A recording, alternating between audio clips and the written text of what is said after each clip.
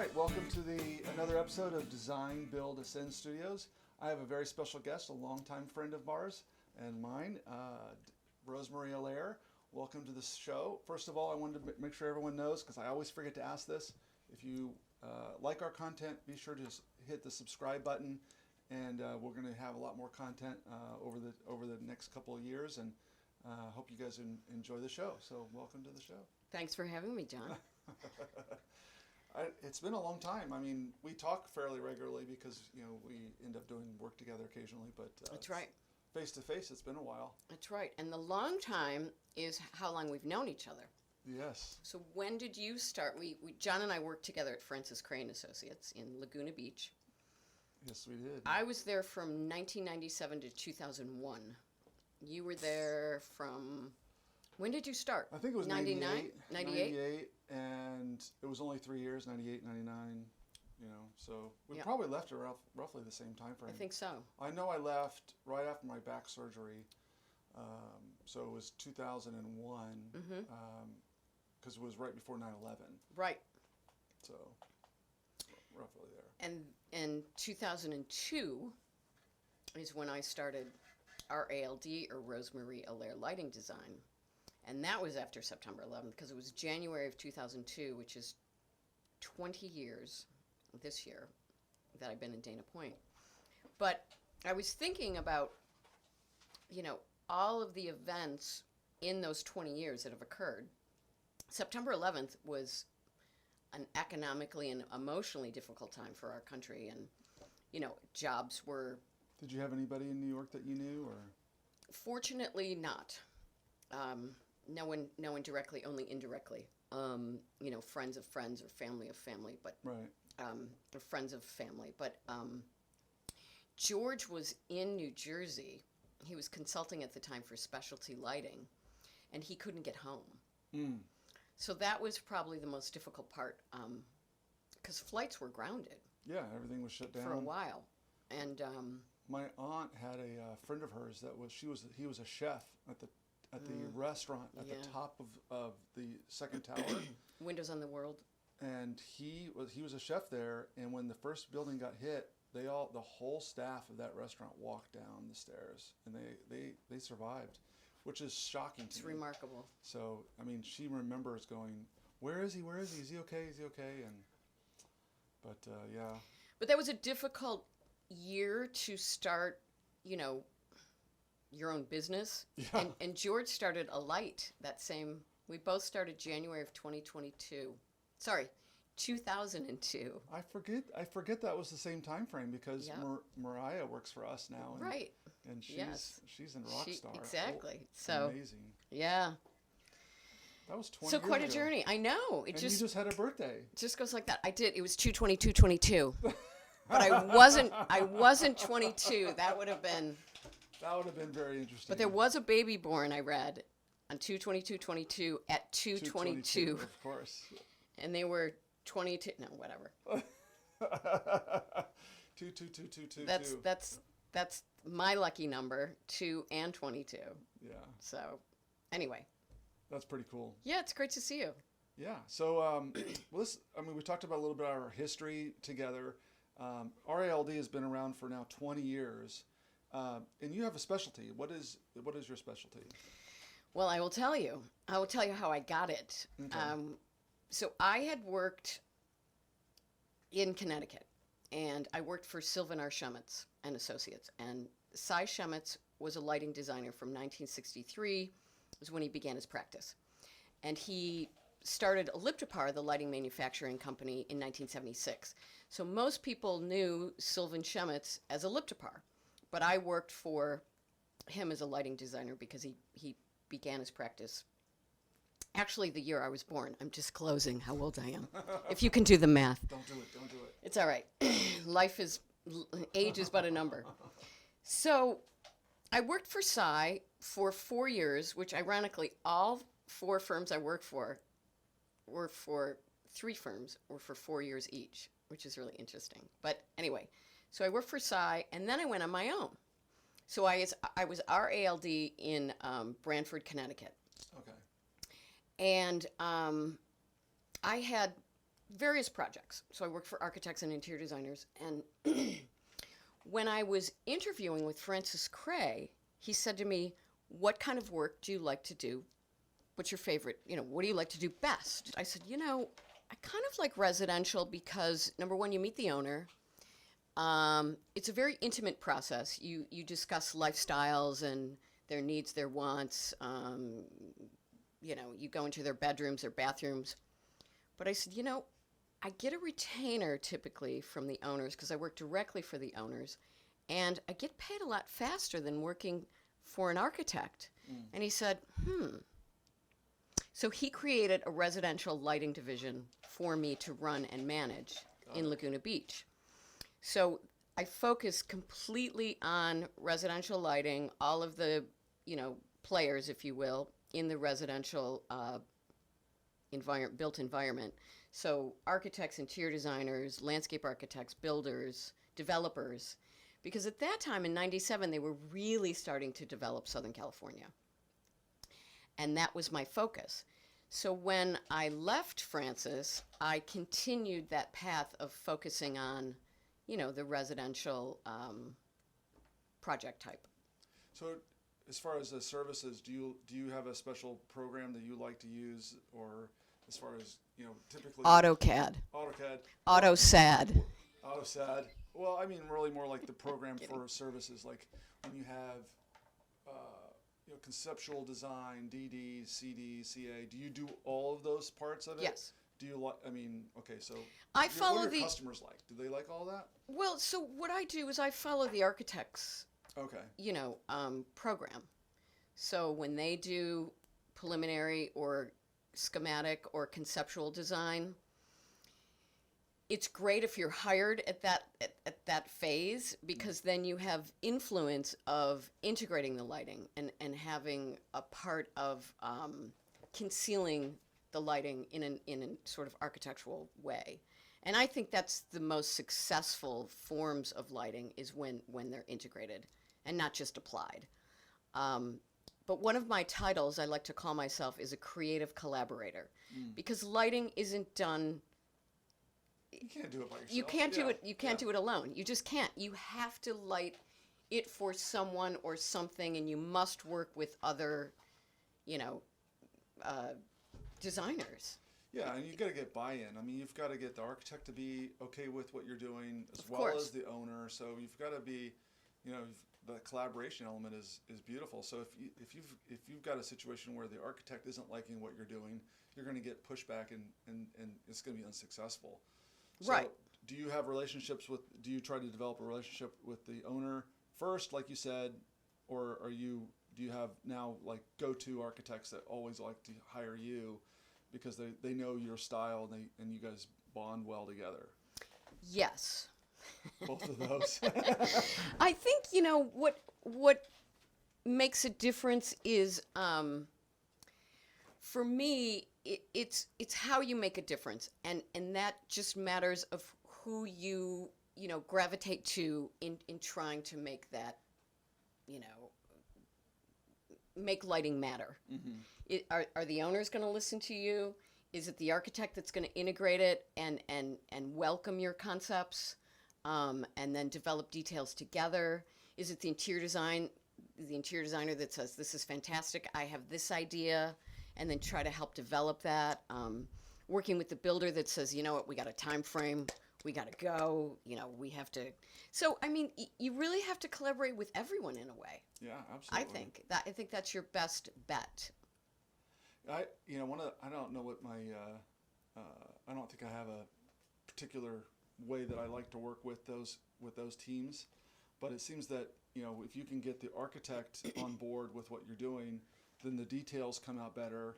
Totally. And then of course when you work with the builder, you have to get. I think there's a certain level of if they don't trust you, right. Or they have to like you. They have. Well, I mean, yeah, really. Like you. They really have to like you. Yeah. They have to like you. They have to like you, but they have to believe that you know what you're doing. Right. And it's really hard to do that oftentimes because I think there's always been in the industry bad experiences by everybody. So architects will say, I used to work with this lighting designer and that was difficult. Or the contractor goes, we had a lighting designer on this job and it went sideways. And so you're always battling these bad experiences. The past. Yeah, always battling. It's true.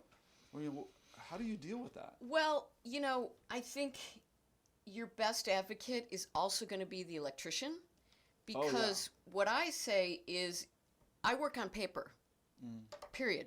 I can create these fantastic, wonderful, extraordinary designs, but unless they're executed, it doesn't matter. They're still on paper. So the electrician, if they're your champion, they're going to tell the builder, this is what I need. And you know that the electrician is the sub to the builder. So the builder must collaborate with his subs in order to get the project, his or hers. I have worked with some female general contractors. Oh, cool. Not too many female electricians. But, so you got to take them out. You got to go take them out to drinks. You got to eat dinner with them. You got to do I don't something. even do that. I just have to talk louder sometimes, and I have to repeat myself. And I'm not kidding.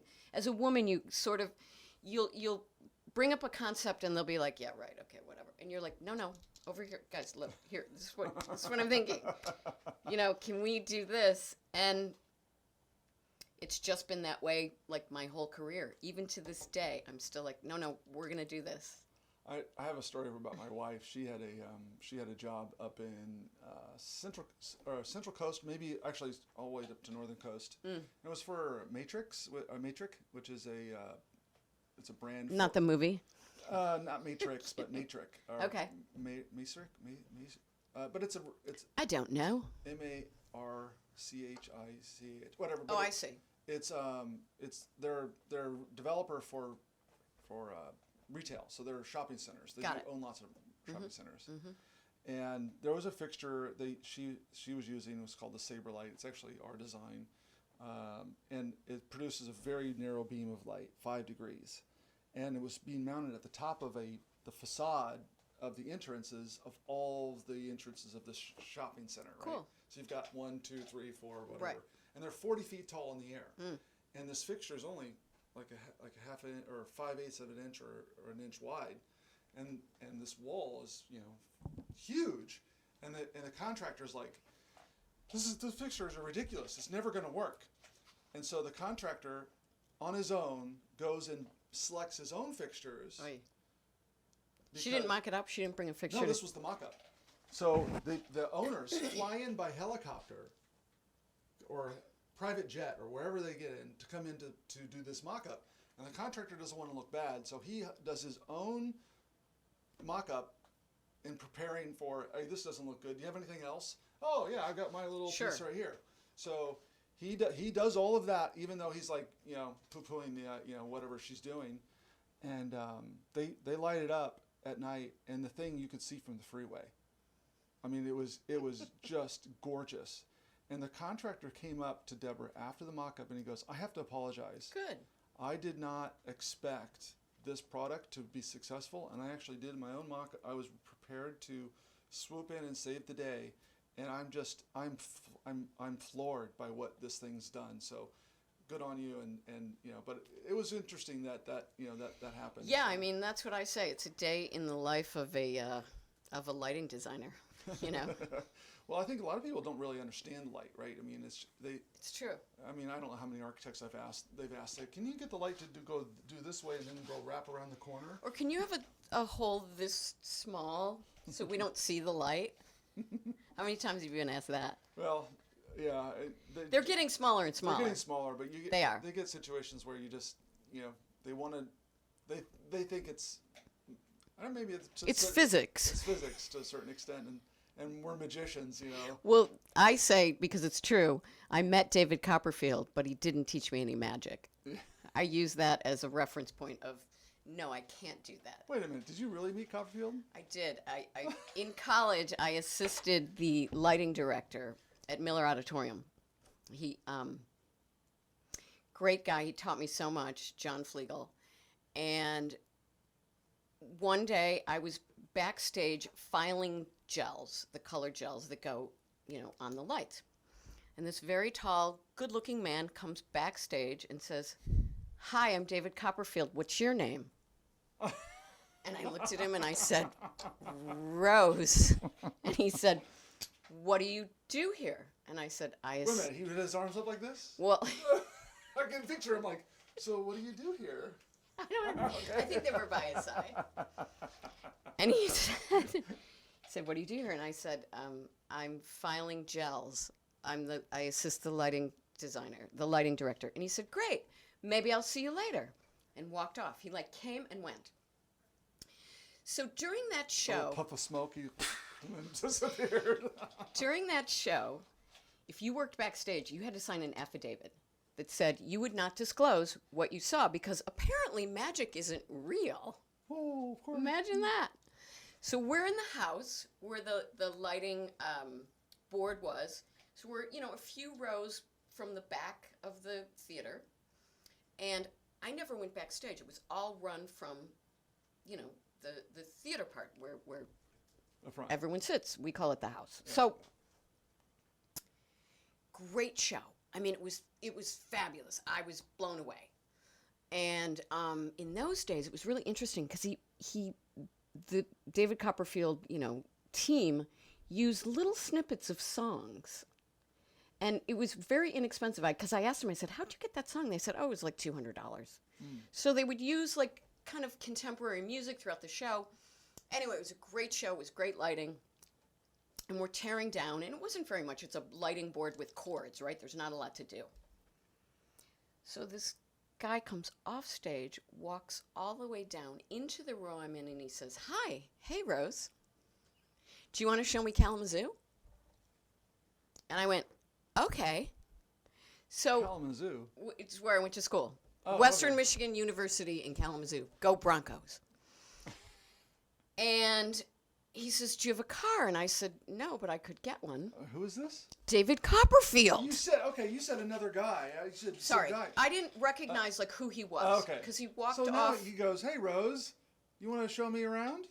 Want to show me Kalamazoo? Oh, my gosh. So now I call my friend and I said, can I use your car? And he said, no, it's in the shop. And it's February. It's like snowing. I mean, it's like blizzard, right? So he says, take a cab. It's not that far away. So I call a cab. Now David walks out in this full-length coat. Full fur coat. Full on, full Fur. length. And he's very tall. He's over 6 feet. Fur coat. Fur coat. It was 1980, whatever. Okay. So we go into this club called Club Soda, where, I was known because I was a DJ for WIDR. And the bouncer, because in those days they checked your ID, remember? And the bouncer says to me, hi, Rose, is that David Copperfield? And I said, Is that? yeah. And he does like And he that did. Dave? He just stared right at me. I said, yes. I said, table for two. So we sat down, and I'm not kidding. The whole time I'm talking to him, I'm thinking, he's going to tell me. He's going to tell me what magic trick he did and how he did it. Never said a word. We talked about my life, my career, where he came from. He was born in New Jersey. His name was David Kotkin. I mean, he talked about why he was into magic. Now he's done this like museum. But anyway, I met David Copperfield. He did not teach me any magic. Oh, did you ask him? Did you like test I him? did not. I didn't think it was appropriate to go, hey, how'd you do that? But later I saw him in New Haven, Connecticut with a girlfriend of mine. And he literally, a motorcycle, I think it was a Harley Davidson, appeared. And that was like, come on. I was like, come on. I wanted to know how it was just, because I was totally in the audience, had no idea what was going on.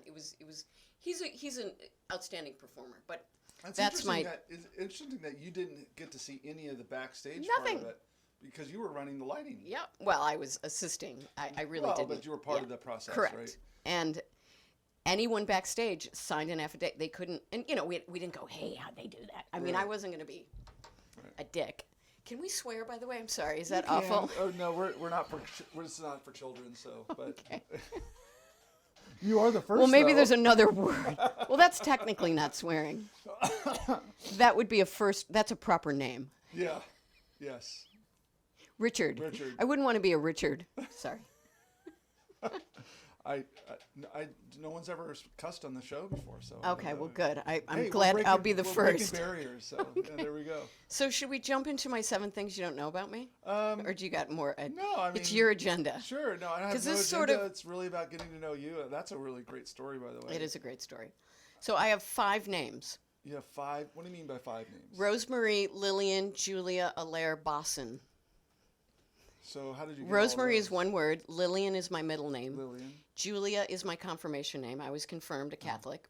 Allaire is my given birth name, and Bosson is George's name. Georgie. So those are my 5 names.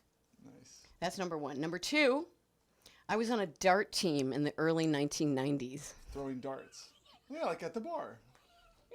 Well, I mean, of course. I was on a team. Yeah, well, did you have did you have shirts and everything? What was How the name many of the team? people? I can't even remember. Wait, well, I was on a team at the Were you? University of Kansas. A dart team? No, I was. See? But I was on a bowling team, so. But I'm not surprised. Are you a lefty? no, I left draw. I only draw with my left hand, right with my left hand. And So you eat- can and eat you with can my play left hand. sports with I do everything with my right. seriously. So, well, let me tell you a quick story about a funny. Bowling? No, not bowling. We actually had for the University of Kansas, Rock Chalk Jayhawk. So, all right, get mine in too. And Are your colors blue and white? blue and red. So, but we're in the Final Four. So Fantastic. Yeah, so Mazel tov. anyway, so we were super fans at the university when we were there, and this was the year after and during we won in 1988. So we were freshmen in '88, and one of our guys cut a helmet out or a basketball and wore it as a helmet. Oh, how funny. And he became what is He known as played a that super- way? No, he was Just one of as the a super fan. off the So court? we were in the student section, and we Mm-hmm. had a group of us that would throw the person up in the air. Ew. And so we would have a chant where you would Like a cheerleader. a cheerleader. Yeah. But we were doing it in the stands, so it was super dangerous. Totally. And we would get him literally. Oh, it was a like, guy, wasn't even a girl? He was the smallest guy in the group. Poor guy. He was the shortest, lightest guy. So we're like, who's our friend? So we became known as the Flying Banduzzi Brothers. Banduzzi? Banduzzi. Why? I don't know how that name came up, but it was called the Flying. We created a shirt, the Flying Banduzzi Brothers, and we actually got interviewed by the school newspaper. And this guy had a little thing about him being the super fan that he is, and it was just really fun. Wow. But yeah, the Flying Banduzzi Brothers. And the university didn't say, this is probably not a good idea. No, we actually we were highlighted in some, like when they would go to like timeouts and things, and they would Right. pan the crowd. Right. They would zoom in on us because we were the crazy guys. He had a cape and That's everything. really? Yeah, which was the KU flag, and Oh it was my insane. Okay, so 2 things. You have 5 names. 5 names. And I was on a dart team. You were on a dart team. You don't remember the I name. don't remember the name. But it was fun Yeah. because I'm super competitive. So it was like, and we played other bars. Of course. Oh, okay. So you represented the bar. Do you remember the name of the bar? I looked it up and I couldn't find it. I mean, How this did you was. get paid? Did you get paid Oh, beers? God, no. We didn't get paid at all. Well, I figured beers. Maybe free we got beers. something. I don't remember. But it was fun Pretzels. because we went to these other bars and we were like this team and we'd walk in and we had our shirts on and they had their shirts and it was like, who's going to go first? You know, and we'd be like, it was... All right, so the third thing you don't know about me, I did mention it. I was a DJ at college, WIDR in Kalamazoo at Western Michigan. Go Broncos. When I graduated, I started immediately working in lighting design. And I worked in Farmington Hills, Michigan. What was your degree again? A Bachelor of Science, but I studied interior design. Interior design. Okay. And I worked in Farmington Hills, Michigan for Illuminating Concepts. Thank you, Ron Harwood. And down the street, it was a ways, was Oakland Community College. And they had a college radio station. So I went to work for them. Just did, I forget, 1 night a week or something every 2 weeks or something like that. Then when I moved to Connecticut, I worked for the Yale Broadcasting Corporation, which was WYBC. And that's the closest I got inside Yale University. No. So that was really fun. And that's when I got the name Radioactive Rose. Oh, So you had, okay, that's something else I didn't know. Yeah. Was So I was Radioactive Radioactive Rose. And that was so much fun. Well, being a DJ, you're Yes. associate. You like being behind the mic, right? I mean, do, that's but not with a camera. Oh, okay. So you like it though. I do. It was the most comfortable thing I did because, one, I didn't study it. I did it for the music. I commuted from Berkeley, Michigan, where I was raised, to Kalamazoo. It was like a 2.5-hour commute.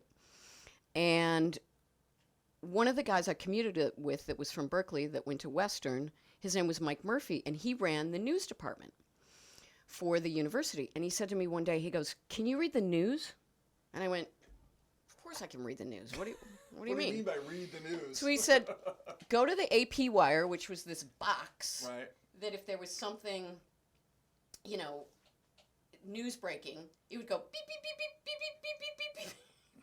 So you'd pull off this, the old, it wasn't fax paper, it wasn't thermal, it was like an old printer where it had the things, right? I forget what that's called, tear off. But it was like dot matrix. actual paper. Printer, yeah. And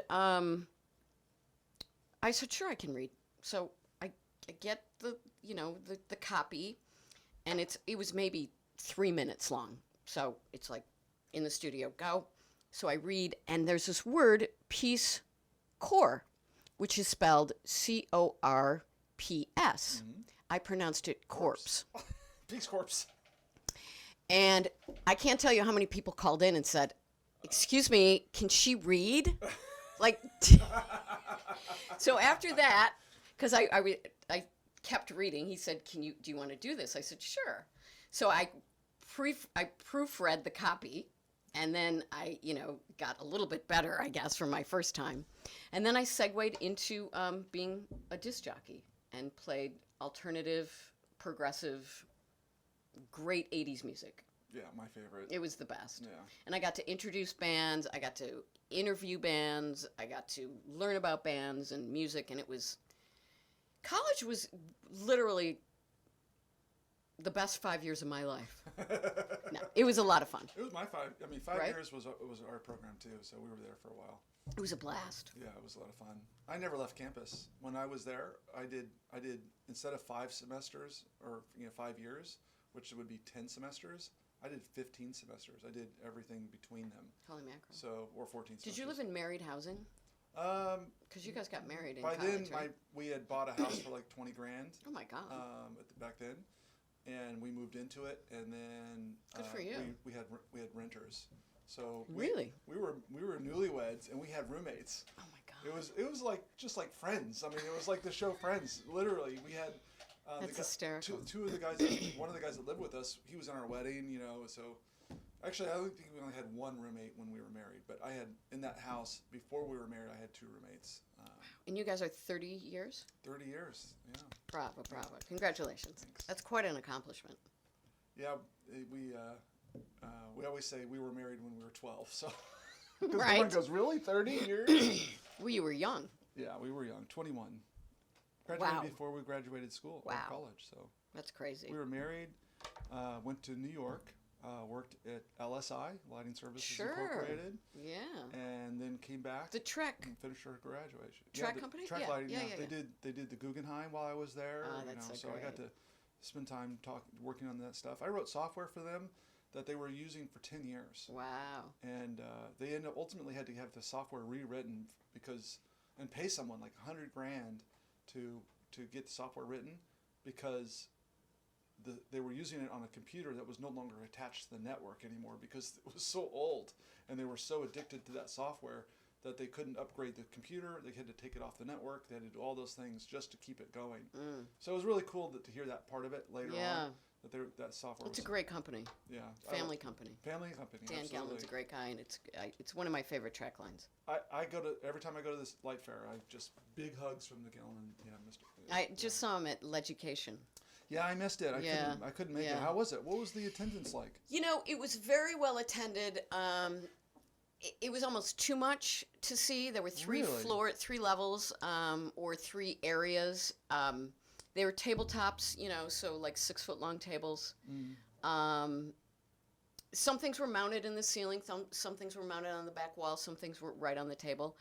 But there was so much product that I couldn't. We only spent a day there. I couldn't see it all. And what was so interesting is that we're still in COVID. It's not over, right? Right. But Well, New it'll never York, be over. New York has lapsed their. You don't need to show your vaccine card, and few people were wearing masks, but everyone forgot about the 6-foot rule. That's like out the window. Was it in there? Was there a rule there? No, but do you remember for 2 years, Right, like let's be a surfboard apart. Right, right. It's like Jesus. Everyone came up to you. Hey, how you doing? It's like I was fine. So it's so interesting how 2 years of that, I still I don't even shake hands. I pound. Well, and I think It's like, don't touch me. Is that we're really the whole idea of personal space has changed because of COVID. But not at this show. Well, People were like coming up, and I was like, and it's kind of guys in a way. Guys are still anyway. But it was a great show. I just wish that I could have seen more. And you can't. I'm really impressed that there was that many people. I actually didn't want to go. Hundreds of manufacturers. I was hundreds. like, I didn't want to go just simply because I don't blame you. I didn't think anybody was going to be there. Yeah, we had to go to Connecticut, so it worked out. But all right, so number 6. Number 6. Oh yeah, still got the list. We've got 5 down. I went to Catholic school for 10 years, so I'm a recovering Catholic. Okay. And for 4 of those years, I was in the guitar group, which meant we played the songs for the Mass. So we went to Mass once a week on a Thursday, I remember that. And the group, we decided the songs. We got to choose the songs, and we sang the songs, and, it was about, I'm not sure if we got information about the homily in advance or what the readings were going to be, but somehow... What's interesting about that, what taught me was this form of leadership, because you're standing up in front of your peers, Sure. You're singing, you're playing, and it was a really great experience. But what I will tell you is a good friend of mine, Jill Jack, she pursued her, guitar and singing career and has a career to this day in Detroit. She still plays the guitar. She is a songwriter, and she's great. As far as I've gotten is playing the tambourine. I know, at Light Which Fair I in love. Chicago. I love. That was a lot of fun. That was the House of Blues. House of Blues, That right was across from the Hotel Chicago. that was remarkable, That was so much fun. That was such a great event. wasn't it? And it was... The Par wasn't 38s. it funded by LF Illumination? Yes. Yeah. And then in Philly, were you at Philly for the? I was at Philly too. Yeah, Yeah. yeah. That was such a great... It was, yeah. Those are the days. I don't see those coming back like that. I don't know. We'll see. I do. You do? I think Enlighten, there may be something in the desert this year. David Komanowski lives in the desert. He has a big house, and we may do a reunion tour. I don't know. What was the name of the band? Ours was the Par 38s. The Par 38. Yeah. I remember. Yes. Yeah. The Par 38. I forget the whole, because there were like the A-Lamps. I think there were the T12s. There were like 5 different bands. And they were all people from the industry. Lighting. It was so good. Lighting industry. So lighting designers, lighting manufacturers, lighting reps. I think some distributors. Just remarkable. Who organized that? Scott Hirschman. Scott. Okay. He was the brainchild around that. That was really. And he's cool. a musician as well. I mean, Sure. he plays the bass, and he sings, and he's great. It's a great group of people. I mean, it really is. Yeah. It's a family. Yeah, That's what I love about it. I always feel like I go to Light Fair. It's really a family reunion. I just go. It's so true. You really can't go 10 yards. You can't move. No. You're like, I gotta Hey, go. Hi. It's so Hi. true. And half the time you're like talking to somebody, you go, hey, there you go, see you. Right? Like, oh, Yeah, or just like this. Yeah, exactly. All right, so I have a quick question. Sure. Will Smith Yes. slapping Yes. Chris Rock. Right. Was that staged or not staged? No, I do not believe it was staged, even though I'll be honest, I was a little surprised at Chris Rock's position when Will Smith walked up to him. He didn't flinch. He just stood his ground and just stood there. And I mean, you could tell he was physically either going to do something, and Chris didn't move. I don't think he expected to get slapped. I don't think he expected that at all. Right. I think it was. I don't think it was staged. I don't think it was staged. I don't think you can have Will Smith crying in his acceptance speech and fake that. I mean, he really was. I think it was sincere that he was sorry, and that he's probably in a very emotional state right now. And I think his character, playing Richard Williams, was probably an emotional journey for him, because I read that. You're a big tennis player. Huge. Did you watch it? Huge. Of course, I saw the film. What did you of course. think? I loved it. Yeah. I learned a lot. It reminds me a lot of the Michael Jackson story, but a lot less. Well, his dad. Correct. Michael Jackson's dad. Even though the father, what's Mr. Jackson's name? His first name? It's escaping me. Anyway, did you watch the Janet Jackson documentary? Well, no. The father isn't in it much. He doesn't speak much, but with okay, my favorite amendment is the first one. Absolutely. Freedom of speech, First Amendment right. And when it comes to comedians, all bets are off. They are there to tell a joke. They're supposed to make you laugh. You may not agree. You may not laugh. It may make you think. It may make you react. But comedians are supposed to provoke you. The whole point of comedians is to be able to say things in an environment where they don't have to fight it or explain themselves. Explain themselves. And I look at it. We talk about it even in the history books, where we talk about the kingdoms of the European world, where they had jesters. There were two. I'm kidding. They had jesters, right? Yeah. The idea of the jester was that he was allowed to make fun of the king. Correct. He was the only one. That's right. And the king would actually laugh, and he would actually think it's funny, and that was some relief, because he would say things that maybe no one else could, but it was acceptable. But people would think, right? Like, sure, of course. So maybe isn't he a little chubby? Right. And so all those things that maybe he was rude to his of course. his staff, or maybe he was something they didn't agree with, beheading whoever. Right. And because the jester was allowed to say those things, right. If the king laughed, then everything was still in good harmony. Correct. The system was still working. If the king didn't like what the jester said, he would often kill him. But if you could tell that the jester was not funny anymore, then something was wrong with the kingdom. And so everyone here has a First Amendment right. We actually have that ability. We are, in fact, our own kings in our own world. Yep. If you can't take a joke, there's something wrong with you. Well, it's interesting. A joke is intended to be funny, right? Cutting. I mean, but there's all kinds of different correct. kinds of comedy. Correct. But what I thought about was maybe Jada had cancer, and she had to shave her head, or not shave her head. She was taking treatment, and so that would have been alopecia. So. Right, but what if it was cancer? I mean, right. What if it was something else than whatever no it was? Knew about. And he went out there and said, are you preparing for G.I. Jane 2? Yeah, well, he didn't even know she had alopecia. Of course not. Of course not. It wasn't publicly, Well, no, it was public. Was it? Oh no, she I announced didn't it know. last year. No, if you can go in, there was a whole. Oh, I didn't know. There was a whole expose where she said, "I'm coming out with alopecia." That was last year. I'm coming out. Like I have to tell everybody. Got it. I've got alopecia. I got it. So it was announced, but not everyone reads all the news. And of course not.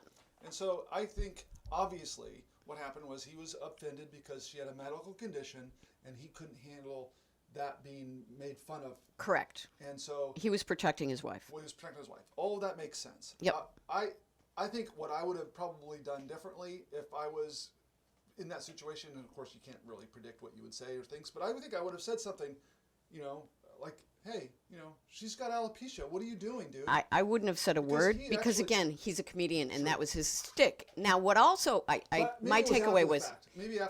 I would have. But my other takeaway was there was this sort of VIP section, if you noticed, that was like loungy Down and the sort bottom, of like sofas and chairs.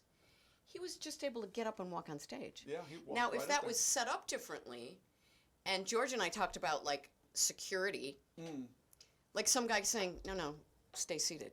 Oh, right. And not let him go up on stage. I mean, that happens in tennis. at the matches. Absolutely. Yeah, you can't even Basketball move. courts. You can't even move between. Right. Play. Anyway, it was unfortunate, but I think it was a teachable moment for Will, and I think it was a teachable moment for Chris Rock. And I think that's the best takeaways when we learn. Absolutely. Did you hear what Denzel Washington said to him afterwards? I heard it while he was speaking. Okay. He yelled out to him. He said, "Love you, brother," or something like that. And he said, No. Denzel Washington had a talk with Will after the fact. Before. It was What did he say? So during Will's speech, he was kind of composing himself in between, words. And Denzel yells out, because he's also in the VIP section and where the sofas were, and said, like, "Love you, brother." And he goes, "Oh, yeah, Denzel, thank you." And he said, "Denzel mentioned to me that," I forget the quote, but something about when you're at the top, because that's when the devil comes for you. Right. He said that. Will Smith said that. Okay. Yeah, I didn't hear that in part. his acceptance speech. Yeah. So it's so true. So Denzel had already disclosed that to him or shared that with him. So, again, great advice. Yeah. Right? For I you love and I, Denzel. because we're at the top, and we. I'm I kidding. love Denzel Washington. I do too. He is one of my favorite people. Did you see the Macbeth film? I have not yet. I have not either. It's on my list of. I haven't either. I'm so far behind on watching television and movies. I just don't have time. All right, so the last, number 7. Oh, I thought, okay. If I wasn't a lighting designer. Oh, what would you be? Tambourine player. That would be fun. My thighs would be so bruised. It's true, because No, I would like to be a floral arranger. Oh. I love working with flowers. They don't talk back. And it's such a creative outlet that I just would love to do, restaurants or hotels or people's homes.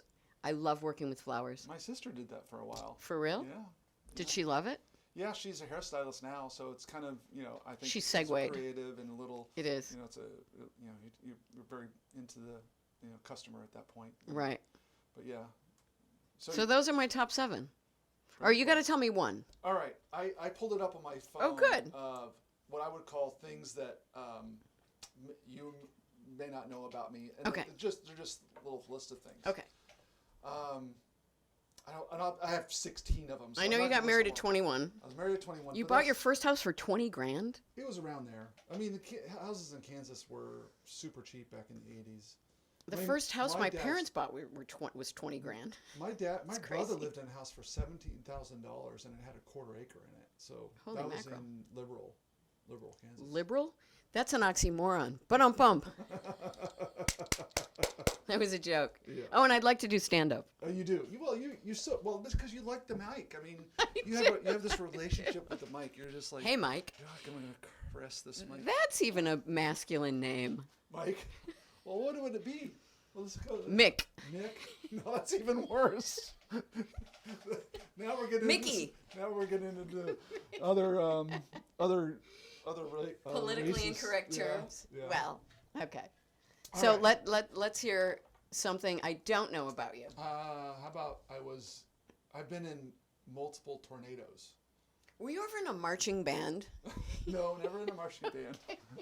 But Like physically? I had to run from a tornado. Did you get swept up in one? No, Okay. not my truck didn't get tarred over Oh my and tossed gosh. like the guy that Wow. was recently done. But I've been in multiple tornadoes. Had to get underneath a bridge at one time. One we were out running it in a family vehicle. Oh my God. And then the first one was we were in military housing. My mom and dad were just married. And, well, not just married, but Why, was your father in the military? Yeah. Or it was a good deal? Yeah, no, we were Come on over here. We got a good. military housing. We accept anybody. If you're military housing, we accept anybody. Just come on in. Are you pro-military? Come on over. So no, but yeah. So we were in there too, but multiple tornadoes over time. Wow. This isn't with me, but this is an interesting story. My dad has been hit by lightning twice. Stop it. Has he played the lottery? So He could win. Physically. yeah. So How many volts is that? enough to throw your shoe off you and throw you across onto the freezer that he was standing next to. Oh my God. So- Like his shoe came off? Shoe can, yeah. So for some reason, when the electricity goes through, it forces things off of you. Wow. And so it's going from your hand. In this Yeah. case, it was going from his hand all the He way was to his in the feet. house? Yeah. That's bizarre. So it came through the window? No, it came through the electrical panel. So yeah. It wasn't grounded? It was the ground? The power had gone out. And so he was down. This was the second time. No way. And he was downstairs to throw the switch back on, and then the lightning hit and went through him. Oh my God. But apparently there is a phenomenon which physicists can't prove or explain or anything. But once you get hit by lightning once, the opportunity for you to get hit by lightning is significantly higher. Why? How? You will get hit if you get hit by it once. The odds of you getting that hit doesn't again, make sense. It makes no sense. There's something to do with your ions in your body. Seriously? They get rechanged, somehow get aligned, somehow now you are prone to getting hit by lightning. So that means don't go out when there's a Certainly storm. don't. Yeah, don't go play. Don't be a golfer. Don't flip the breaker in your electrical panel, Just Dad. Stay away. Yeah, stay away from all that. So is that 2? That's 2. All right. We were surrounded by a forest fire in Saskatchewan when we were on a fishing trip, Oh my and we God. had to escape by boat. We had fire jumpers on our campsite. They would parachute down. We're like, parachuters, what do you got? And then they would come in. They had all their fire gear on, and they were cutting holes and digging trenches, and we were jumping in the boat and heading out, trying to escape the fire. And we ended up at a little town. Why did you go to Saskatchewan? I was on a fishing trip with my cousins and my uncle. What? Yeah. That's a little far to go, isn't it? Well, we were in the Midwest at the time, so it was straight up. Was it drivable? Yeah, it was very drivable. And so we ended up with a town where they were only sending out women and children first. So all the men were stuck in this place, and all the women and children had to leave. So you were camping? We were camping, but we took our boat across the lake to a village that was there, and then that's when they were blocked. Everything was blocked. We couldn't leave anywhere.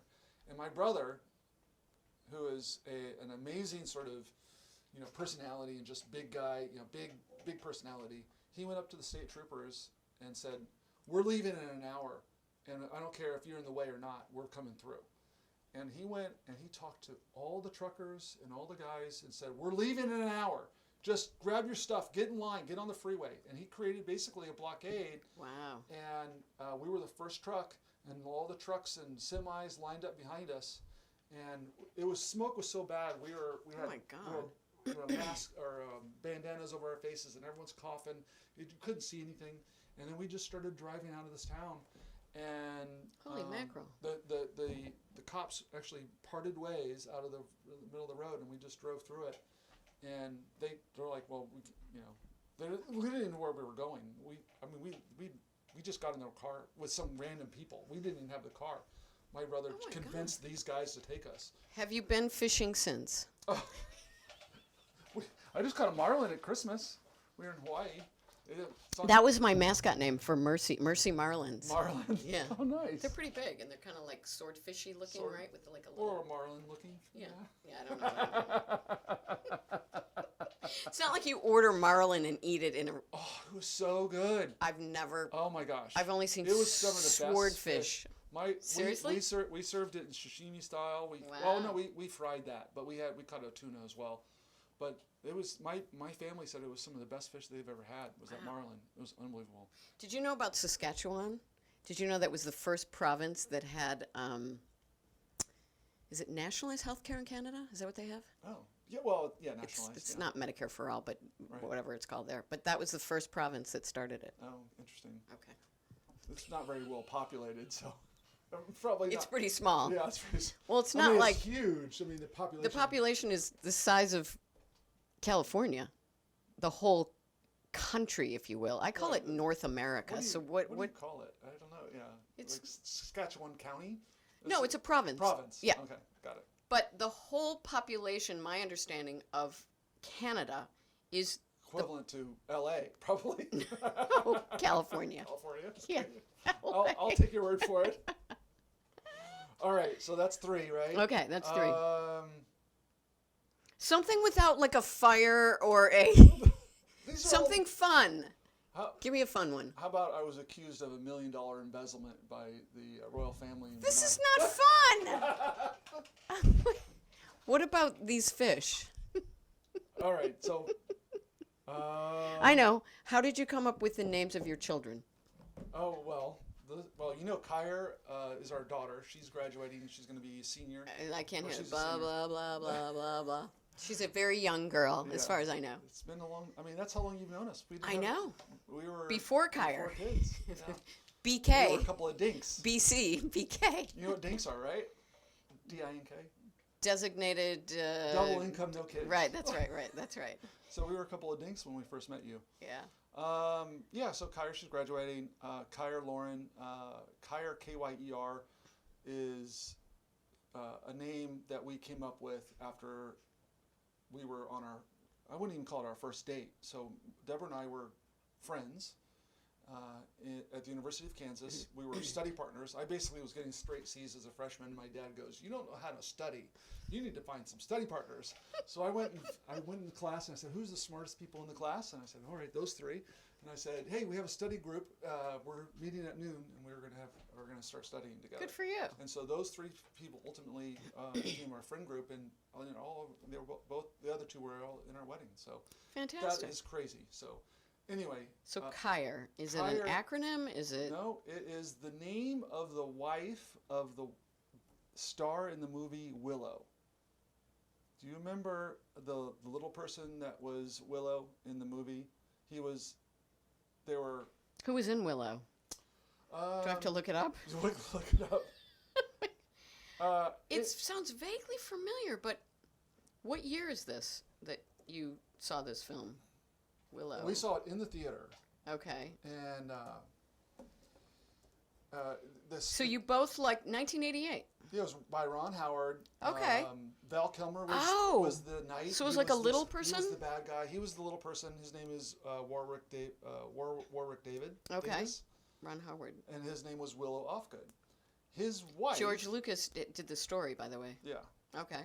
His wife. We spelled it wrong, but his wife. You could hear in our movie. She was getting hit by an arrow. And she starts to fall over, and he starts running through the field, and he goes, "Kaya! Kaya!" Oh, Kaya. Well, he has an accent. So Got we it, thought got it was it. Kyer, Right, but it was right. Kaya, Kaya. I And so he see. starts running through the field, and Deborah's sitting next to me with her girlfriend, and I lean over to her and I go, we should name our firstborn child that name. Whether it's a boy or girl? Yeah. Interesting. I just said. And she agreed? Well, the assumption is that no, she's like, what is he talking about? We're not even dating. So I thought you were dating. Oh, you were No, friends. we You were in the still friend friends at zone. that time, and I was in the friend zone, and so I just leaned over and said, "We should name our firstborn child that. That's a cool name." And then she remembered? Well, we both remembered, and we we found out she was a girl, and I'm like, "Of course we're gonna name her Kyra," and she's like, "Don't we get to name? Don't we get to choose?" And I'm like, "Fate is fate, baby." Oh my we God. get to And choose." and her middle name is Lauren. Lauren. Yeah, and that's really based off of a fragrance that Deborah wore when we were dating. Okay. that I really By liked. Ralph. Ralph. Okay. All right, so Very nice. And your son's name? How did you? Carson Cale Fox. We just liked A family name? No? No, it was just a strong name that we liked, Carson, and we wanted Cale. Cale was actually one of the bad guys in the same movie. Just happened to be the case. Seriously? How do you spell kale? It's spelled with like the fruit or the vegetable. Sorry. Like the lettuce. Yeah, like the lettuce. Whatever Kale, it is. Kale. So, We're up on our vegetables. vegetables. We eat kale all the time, by the Do way. you? We love. Do you kale. grow it? No, we don't grow. Yeah. We tried growing grapes, but that was it. Wow. So. Well, you grew eggs. I'm Well, kidding. yeah, we had chickens at one time. Yes. We have some avocado trees, but Nice. yeah, that's about it. We have a lemon tree. Yeah. They're great. I love citrus. All right. So what else? Okay. This is interesting. Okay. I was entangled in a murder trial. Oh, Jesus. John, we have to come up with Can you make brownies? These are things you don't know about me. A murder?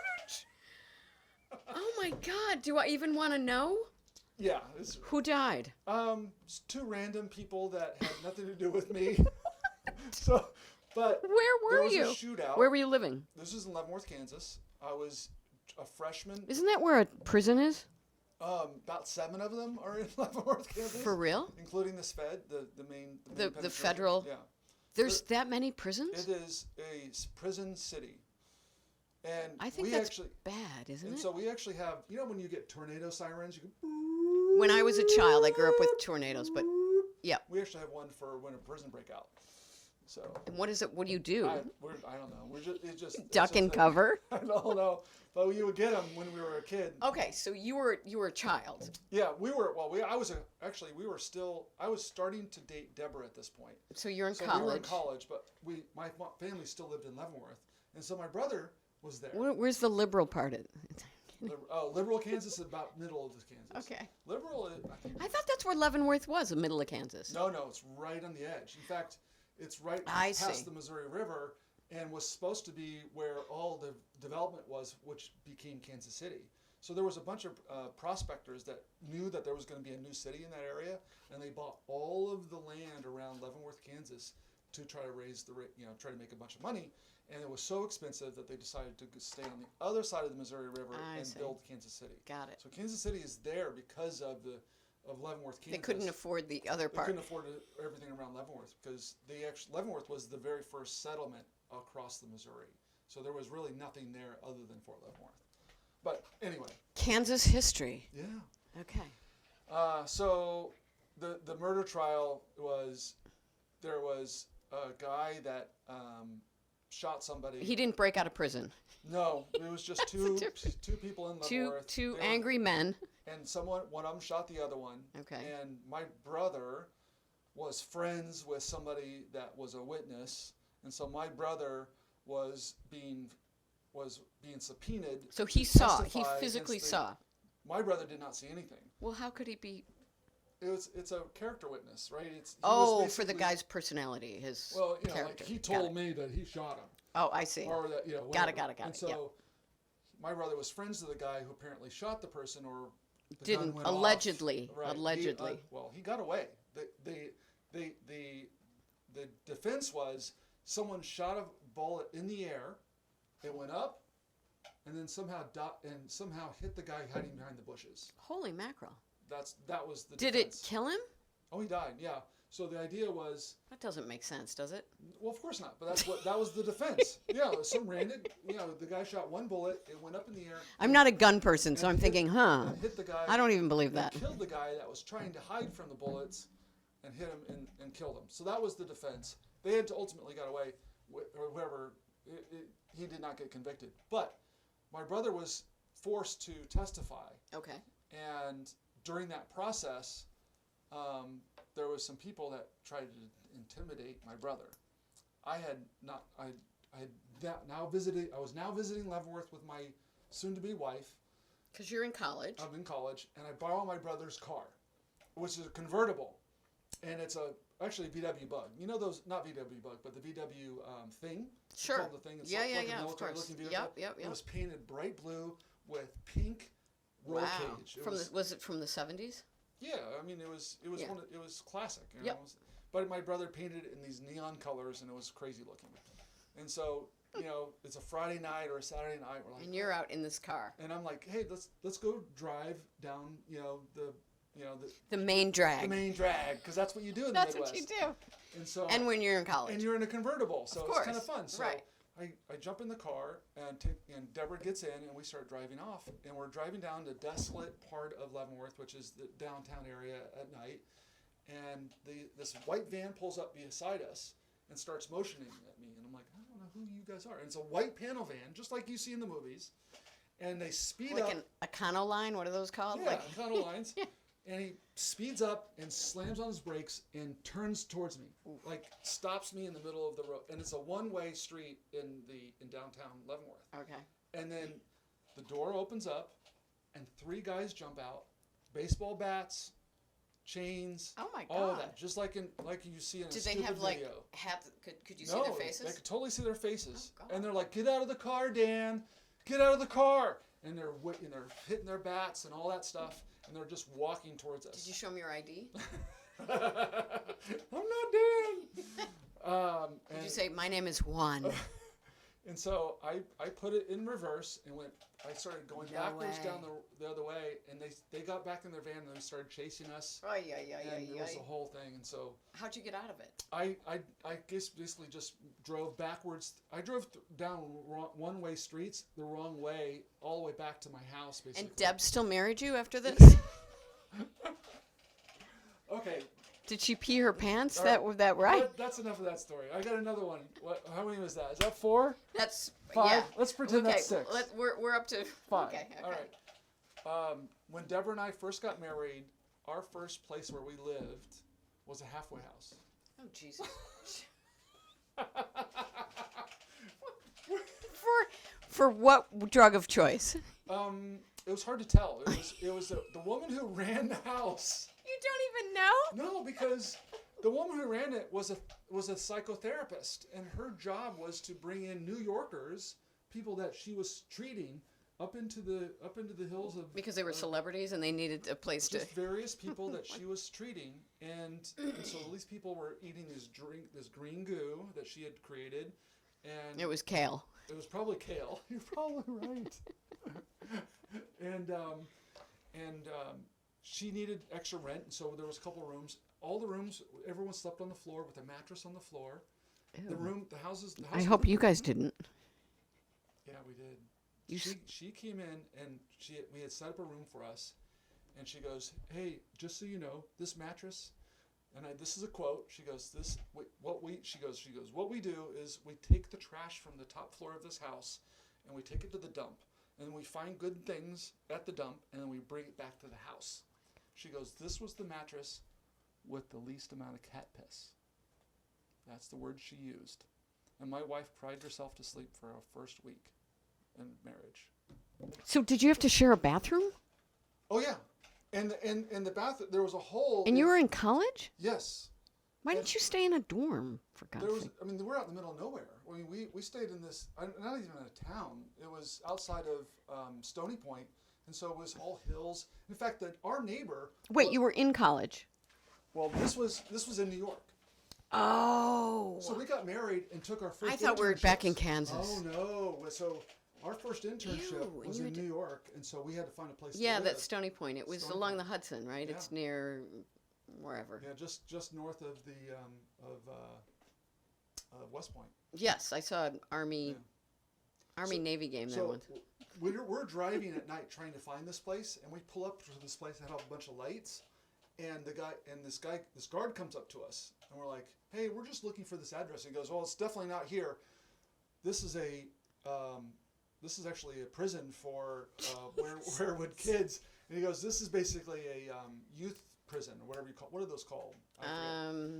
Yes, correctional facility for youth. Right. And he goes, "These kids are all bad kids. You don't even want. I mean, this is definitely not the right." He was kind of laughing at us. It was our neighbor. So all we did is drive back down the road and then take a right and then right back to it. We could look at that building from our window. Oh my God! And so that was our neighborhood. So this was an internship. Yeah. So you were still in college. Correct. Got it. But it was a 2-for-1 deal.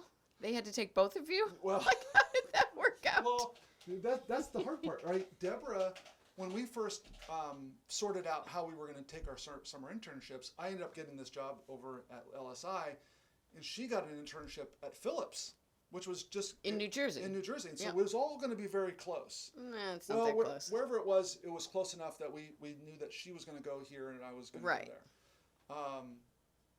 Well, we actually didn't really know how we were going to sort that out, but by the time we got married. Did you own a car?